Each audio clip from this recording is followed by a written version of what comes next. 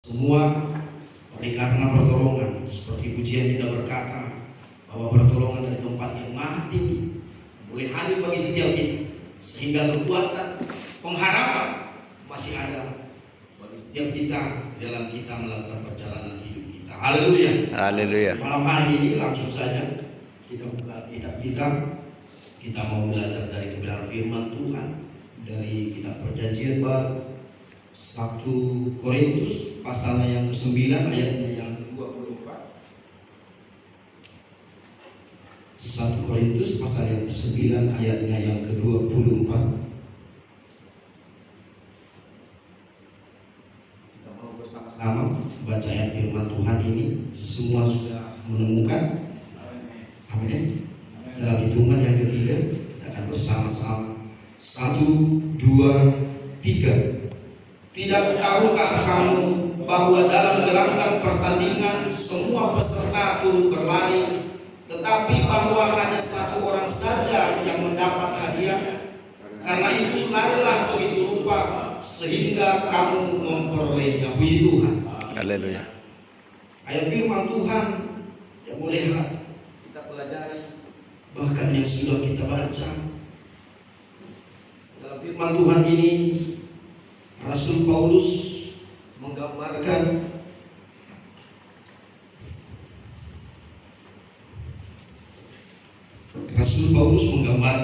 perjalanan hidup orang-orang percaya kepada Tuhan itu seperti pertandingan. Bahwa sesungguhnya ini bukan hal baru, kita sudah sering mendengarkan bahwa perjalanan hidup orang-orang percaya dinyatakan sebagai pertandingan iman. Ini dianalogikan oleh Rasul Paulus kepada jemaat yang ada di Korintus. Tidak tahukah kamu bahwa dalam gelanggang pertandingan semua peserta turut berlari, tetapi bahwa hanya satu orang saja yang mendapat hadiah?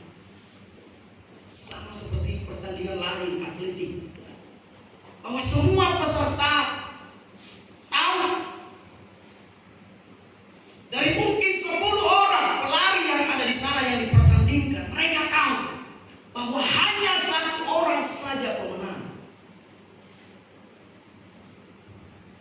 Hanya satu orang saja. Tidak ada 2 dan tidak ada 3.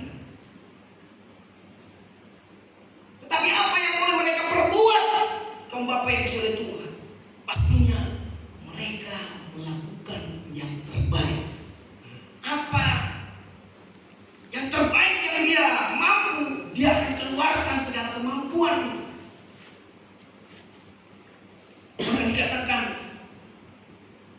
tetapi bahwa hanya satu orang saja yang mendapat hadiah. Karena itu larilah begitu rupa sehingga kamu memperoleh. Larilah begitu rupa. Kerahkanlah seluruh kekuatanmu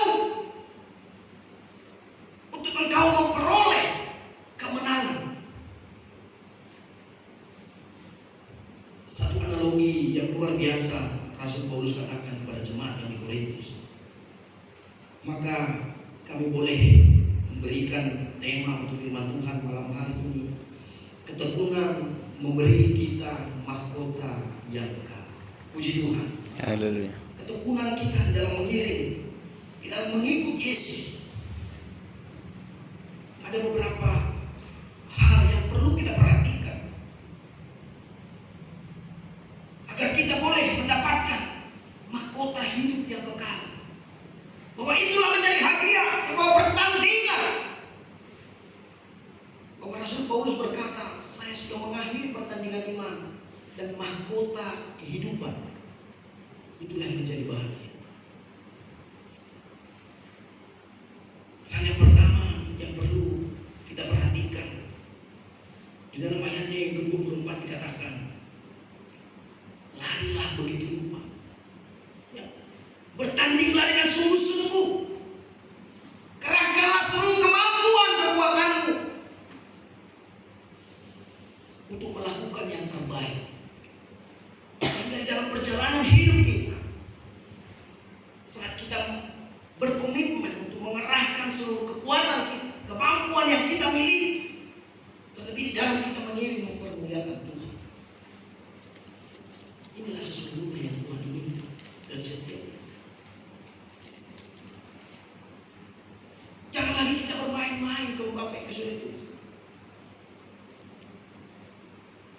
kita lebih klop lagi dengan apa yang Tuhan inginkan sesungguhnya di dalam setiap kehidupan.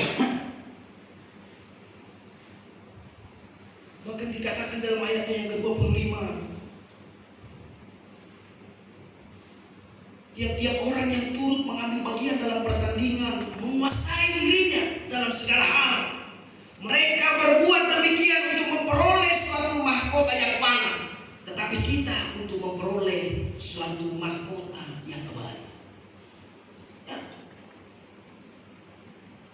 Bahwa di dalam pertandingan lari untuk mendapatkan mahkota yang panah saja, mereka mengerahkan seluruh kekuatan. Tetapi Tuhan menjadikan mahkota kehidupan yang kekal bagi setiap kita.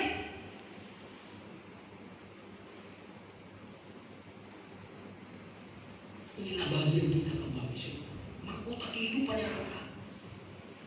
Ya, mungkin kita melihat para pelari atau atlet-atlet yang ada ya, dalam satu pertandingan, mereka tidak instan kalau Bapak Ibu sudah Tuhan. Dia tidak ditunjuk sekarang untuk menjadi peserta besok langsung lari, tidak. Ya. Tetapi ada persiapan yang matang. Bahkan dikatakan dalam ayat firman Tuhan, mereka menguasai diri atas apa yang boleh dia kerjakan. Tiap-tiap orang yang turut mengambil bagian dalam pertandingan menguasai dirinya dalam segala hal. Firman Tuhan katakan itu hanya untuk yang panas saja. Tapi kita percaya ya, kita boleh menguasai setiap diri kita. Mari kita belajar menguasai hidup kita. Karena pastinya di dalam satu pertandingan itu tidak ada yang sempurna. Pastinya di dalam pertandingan itu ada kelemahan, ada kekurangan, bahkan terlebih ada kecurangan di sana. Pertandingan sebulan, ya, itu pasti ada. Katakan dalam ayat firman Tuhan, mari kita menguasai diri kita, menguasai diri kita, agar kita tetap berjalan di rel yang sudah ditentukan bagi umat-umat percaya kepada Tuhan. Jangan kita terseret oleh arus dunia ini. Bahwa saat kita menghadapi permasalahan kegagalan dalam satu pertandingan itu, mari kita tetap menguasai diri kita dan tetap berkomitmen untuk kita melanjutkan pertandingan. Jangan pernah kau mundur Bapak Ibu yang dikasih oleh Tuhan dalam pertandingan. Apapun pergumulan hidup yang kita ada, kita tahu bahwa mengikut Tuhan kita bukan berjalan di jalan tol. Kau Bapak Ibu sudah bilang tidak. Jika saya bisa menggambarkan perjalanan kehidupan orang-orang percaya, kurang lebih menurut saya ya, seperti perjalanan dari Pematang Siantar menuju Kisaran ya, lagi viral saat ini, di mana perjalanan yang standarnya boleh ditempuh dengan 1,5 jam saja, itu akan ditempuh dengan 3 jam. Itulah ibarat kehidupan orang percaya dalam setiap pertandingan kita. Bahwa apakah karena kita melihat jalan yang rusak di depan kita berbalik lalu pulang? Tidak. Tuhan tidak inginkan itu dari setiap kita. Mari tetap berkomitmen. Kita melanjutkan pertandingan ini. Karena kita tahu bahwa endingnya adalah mahkota kehidupan yang sudah diterima oleh Rasul Paulus seperti firman Tuhan katakan. Dan itu juga yang akan diberikan oleh setiap kita. Puji Tuhan. Aduh. Maka mari kita membekali setiap hidup kita seperti para atlet tadi yang dikatakan dalam pertandingan itu, dia mempersiapkan dirinya dengan matang. Mungkin dengan latihan yang rutin, banyak latihan versi latihan yang dia boleh latih sehingga mempersiapkan dirinya menjadi satu kandidat yang akan menerima mahkota, akan menerima kemenangan. Mari kita lebih menguasai diri. Dan pastinya jangan kita pernah menolak setiap kesukaran, kesulitan, pergumulan hidup. Tetapi mari kita tetap berdoa kepada Tuhan, untuk Tuhan memberikan kekuatan bagi kita. Karena kita tahu lewat semua pergumulan hidup yang boleh kita hadapi, saat kita melewatinya, kita akan terasa seperti terbang tinggi seperti Raja Wali yang ada di langit. Kita akan memperoleh kemenangan. Bahwa dianalogikan seperti burung Raja Wali. Saat burung Raja Wali, saya pernah mendengarkan ini dalam satu media sosial. Bagaimana burung Raja Wali saat ada pemangsa yang naik ke punggungnya, dia tidak akan pernah berhenti. Dia akan naik terbang semakin tinggi dan semakin tinggi. Maka beban yang ada di pundaknya itu akan terjadi, karena dia tidak pernah menyerah. Dia selalu terbang lebih tinggi lagi.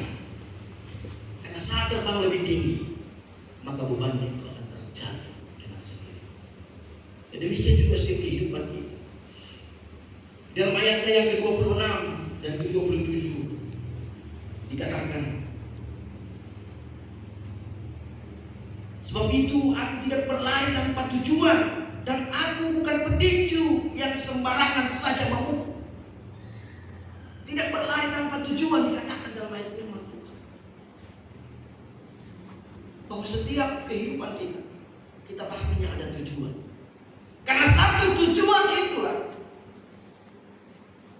yang memotivasi kita tetap semangat untuk mencapai tujuan itu, karena kita tahu bahwa tujuan itu akan membawa kita kepada kehidupan yang lebih lagi kepada. Haleluya. Kita percaya bahwa bukan seperti petinju yang sembarangan saja meninju, tapi semuanya sudah diperhitungkan, semuanya sudah dikalkulasi. Kapan saatnya dia akan memberikan jab, kapan counter attack, itu seorang petinju sudah mahir mengenai itu, dan dia tahu timingnya, kapan dia akan mengeluarkan kekuatan yang ada di dalam hidupnya. Demikian juga kita. Kita harus tahu saat kapan kita mengeluarkan kekuatan kita. Ada saatnya dalam ayat firman Tuhan juga, Tuhan menyuruh kita untuk tetap diam. Ya. Kalau dikatakan saat ditampar pipi kanan, berikan pipi kiri. Tetap berdiam diri. Tetapi ada kalanya alana dido madroha manu songon darapati merbisu manu songon ulu. Ada saatnya kita mengeluarkan senjata-senjata kita. Saat ada pergumulan hidup, kita tahu apa yang harus kita keluarkan, senjata yang kita miliki untuk mengatasi di dalam setiap kehidupan kita. Maka firman Tuhan ini menjadikan kita dalam ayat yang ke-27, tetapi aku melatih tubuhku dan menguasainya seluruhnya, supaya sesudah memberitakan Injil kepada orang lain, jangan aku sendiri ditolak. Tapi melatih tubuhku dan menguasai seluruhnya. Bahwa setiap pergumulan itu melatih setiap kita kepada baik sendiri.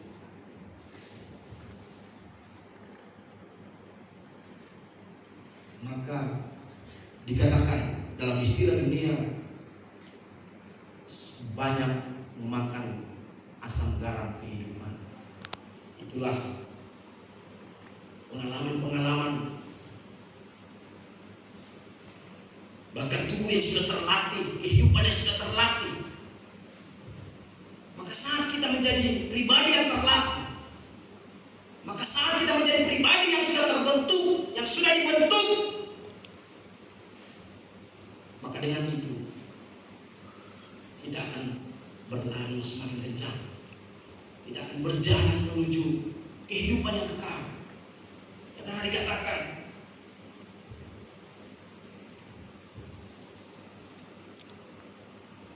bahwa kita tidak berlari tanpa tujuan, tidak berlari tanpa Tuhan. Tetap fokus kepada tujuan hidupmu, kebahagiaan oleh Tuhan. Apapun yang ada di kiri kanan setiap kita,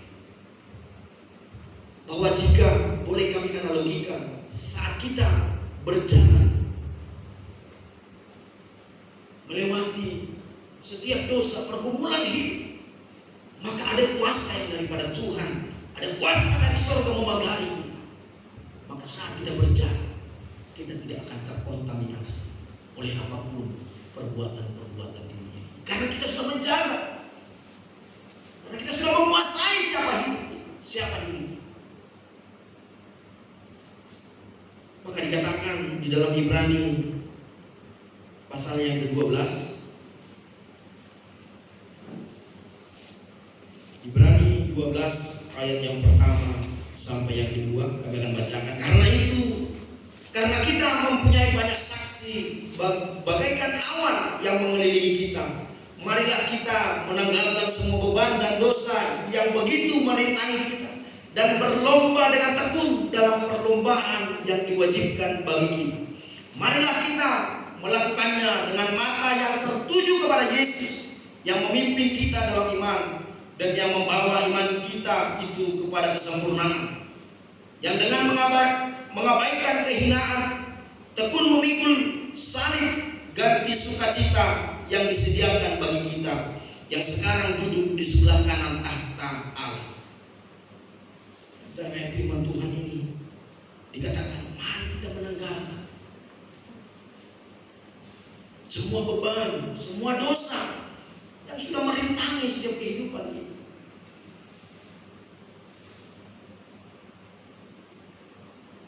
Dikatakan, jangan bermain-main dengan dosa, ya. Jangan bermain-main. Saat Tuhan Yesus juga dicobai oleh iblis beberapa kali, ya, bahwa Yesus tidak akan tergoda dengan apapun yang diminta oleh iblis. Sebanyak 3 kali ayat firman Tuhan kata bahwa dia tidak mau. Sesungguhnya saat dikatakan lemparkanlah tubuhmu, Tuhan Yesus bukan tidak mau untuk melemparkan tubuhnya ke bawah dan tidak mencari apa-apa, bukan tidak mau, tetapi dia tidak mau. Dia tidak mau sedikit pun untuk neko-neko dengan apa yang iblis minta di dalam hidupnya. Maka marilah kita melakukannya dengan mata yang tertuju kepada Yesus yang memimpin kita dalam iman. Ya, Yesus sudah menjadi pemimpin kita. Bahwa dikatakan pengertian daripada Kristen ialah pengikut Kristus. Pengikut Kristus ialah jadikanlah Kristus. Kristus mau duluan, kita mari. Kurang lebih analoginya seperti itu. Kristuslah menjadi panduan kita. Kristuslah menjadi pemimpin kita. Maka setiap apapun yang ada dalam setiap kehidupan kita, mari kita senantiasa menjaga hidup kita agar kiranya kehidupan yang melekat kepada Kristus itulah yang sesungguhnya yang mau kita tunjukkan kepada dunia bahwa kita adalah orang-orang pilihan Tuhan. Haleluya.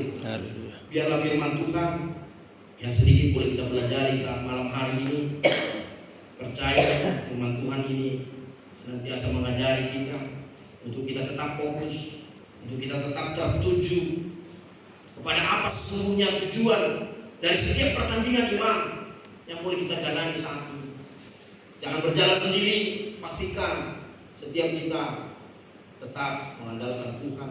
Kita tetap memohon pertolongan kepada Tuhan agar kita senantiasa boleh berjalan dan mendapatkan menjadi tujuan hidup kita, bukan mahkota yang sementara, bukan mahkota yang baru, tetapi sesungguhnya menjadi bahagian kita adalah mahkota yang kekal yang Tuhan sudah siapkan bagi setiap kita saat Dia menjumpai kita tetap setia di dalam kita mengiring mempermuliakan nama Tuhan. Haleluya. Haleluya. Kita tutup Alkitab kita.